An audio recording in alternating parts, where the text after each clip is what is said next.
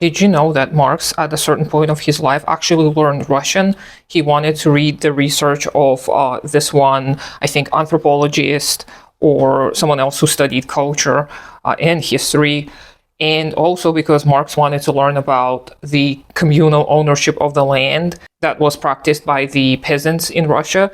I didn't know that, and I learned that from this one article that I'm going to link down below, which I found very enlightening and useful, because I personally have been thinking a lot about decolonization and how certain aspects of Marx and Engels, when you read them, seem to resemble the white narrative of the colonizers, where they were like, oh yeah, this is the wilderness and these people are not actual people, so we're going to subjugate or get rid of these people and claim this land because it has been promised to us by God, and therefore we are doing this land and these people a service. We are bringing progress into their land that has not been cultivated by civilized people. And it's kind of easy to fall for that narrative and think that Marx and Engels were compliant with this narrative, even if you read The Origins of the Family, Private Property in the State, where Engels definitely questions these notions by trying to look back at history using the anthropological data that was available to him at the time.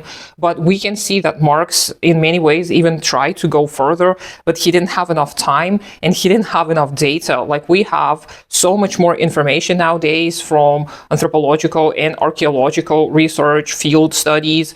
We can see that Marx and Engels were on the right track. They actually noticed that this primitive communism was pretty widespread, but there is definitely a critique of primitive accumulation, and this article expands on that in response to the person who wrote Red Skin, White Masks, the work that sounds very interesting to me personally, which I'm going to try and find and hopefully read sometime soon. Not only do some people think that Marx's analysis of history, material history of humanity, is aligning itself with the white narrative, but it also doesn't take into consideration that Marx actually learned and he knew about indigenous ways of living. He knew about the non-capitalist societies that emerged before, during, or even after the events that took place in Europe. He focused on European history because this was something that was near and dear to him, and it was just something that was easily accessible to him information-wise. And we do have so much more now that we can derive from and we can synthesize with what we already learned from Marx himself. But I think it is a common notion nowadays to kind of think that decolonial history or learning from pre-colonial times is a more postmodernist thing, and Marxists don't really engage into it or engage into it very superficially. I think learning from those ethnological notebooks that are mentioned in the article are going to be very helpful for us all to see that Marx already tried to overcome this limitation that his own ideological structures had imposed on him.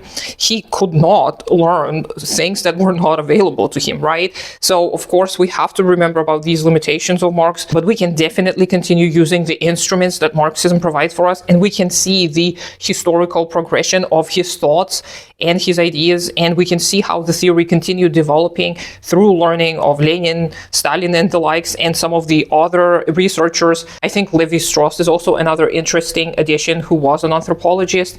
I think he offers more of a post-structuralist analysis, and I know there are lots of other more modern works. If you recommend any particular ones, drop them in the comments.